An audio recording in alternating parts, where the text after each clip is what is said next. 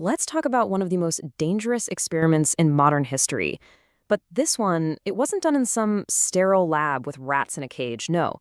This experiment was conducted on a live battlefield, with hundreds of thousands of human lives hanging in the balance. Take a look at this number, 300,000. That's how many men were unwitting subjects in a radical military experiment during the Vietnam War. And the question at the heart of it all was, well, it was shocking. Can the sheer terror and stress of war actually make a person smarter? Okay, so let's set the scene. It's 1966. The Vietnam War is not going well for the United States. And inside the Pentagon, the Secretary of Defense, a man named Robert McNamara, is staring down an impossible choice. See, he had two terrible options. On the one hand, he could tell the president to pull out of Vietnam. That would be career suicide, a massive political embarrassment. Or he could somehow find more soldiers. The problem, he was fresh out of men who could pass the Army's minimum intelligence test. So he cooked up a third option. Just get rid of the test. Lower the standards, radically. Now, here's the truly wild part. How he sold this to the public. He actually went out and claimed, with a straight face, that the challenges of combat would increase the IQ of these new low-scoring recruits.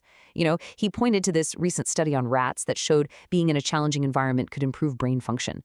But a rat cage versus the jungles of Vietnam? Really? So you gotta be asking yourself, how could a brilliant guy like McNamara even come up with an idea like this? Well, to get that, we have to rewind and look at the dark, twisted history of the IQ test itself. It's a story of a good intention gone horribly, horribly wrong. You see, it all started out so well. In 1905, Alfred Binet designs a test to help find kids who were struggling in school so they could get extra help. He even warned, don't use this to label kids for life. But, of course, when the test came to America, that's exactly what happened. It became a permanent branding iron. And this all led to a truly horrifying moment in 1927, when the U.S. Supreme Court made it legal to forcibly sterilize American citizens, all based on their score on a test. And they even came up with a scientific-sounding name for these people, the word moron. Now, today, it's just a crude insult, right? But back then, it was a legitimate, clinical, scientific category, a term used in labs and courtrooms to classify a whole chunk of the population as basically defective. And this is how that twisted logic worked. They'd make a scientific-sounding claim and then use it for a political goal. So, if intelligence is all in your genes, well then poverty isn't society's fault, it's yours. If a low IQ score means you're more likely to be a criminal, then forget social reforms, just control the bad seeds. This was the intellectual air people were breathing, and it's what made McNamara's experiment sound, to some, perfectly reasonable. Which brings us right back to McNamara. This guy wasn't a military man. Not really. He was a systems guy from Ford Motor Company, a whiz kid who was famous for making assembly lines run like clockwork.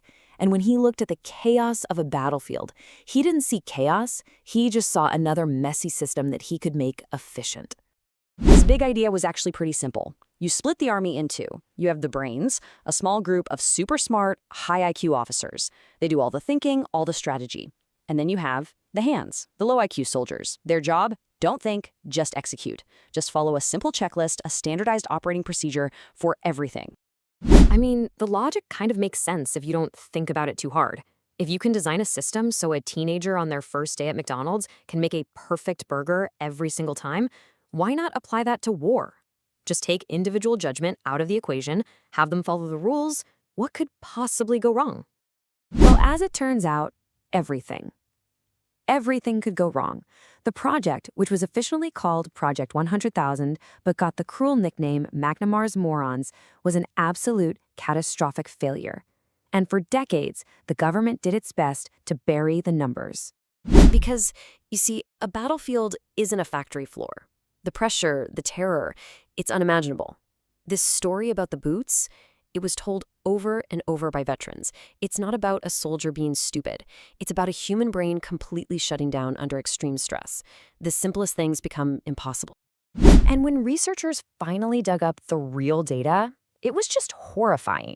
The men from Project 100,000 were 3 times more likely to be killed in action than other American soldiers.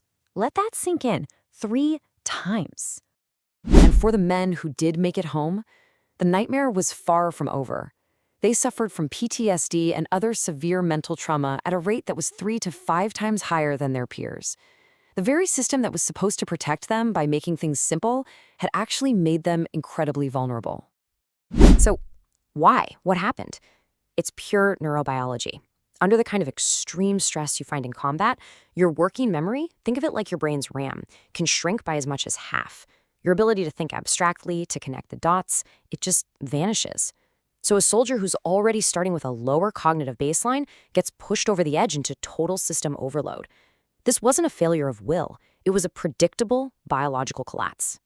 And what about McNamar's big prediction that war would make them smarter? Well, studies of the survivors found zero, not a single point of IQ increase. In fact, their lives turned out significantly worse. They earned less money over their lifetimes and had far worse mental health outcomes than a similar group of men who didn't go to war. By every single measure, the experiment was a total, tragic failure. This whole story, as awful as it is, forces us to ask a much bigger question. We've seen what happens when you put too much stock in a low IQ score. But what about a high one? What are the limits of this test? What is it that IQ completely fails to measure? Let's talk about the physicist Richard Feynman. I mean, the guy was an undeniable, world-changing genius, won a Nobel Prize. So what was his IQ? 125. Now that's good, but it's not genius level. In fact, his score was too low to even get him into a famous, long-running study on actual geniuses. And this is that study. It's incredible. They tracked over 1,500 kids with off-the-charts IQs for their entire lives. And the result? Sure, they became successful doctors and lawyers, but not a single one of them produced a world-changing discovery. 0 Nobel Prizes in the whole group. But here's the kicker. The absolute irony. 2 kids who were tested but rejected from the study because their IQs weren't high enough, they grew up to win the Nobel Prize in physics. What all this points to is something scientists now call an IQ ceiling. Up to a score of around 120 or so, yeah, a higher IQ gives you a real edge. But after that point, the benefits just kind of level off. It stops being about how fast your brain can process things, and it becomes all about what you're processing. Things like creativity, curiosity, obsession, grit. Things the test can't measure. And that kind of leaves us here with this final question. Project 100,000 proved, in the most brutal way imaginable, that in certain situations, a low IQ score really can predict failure.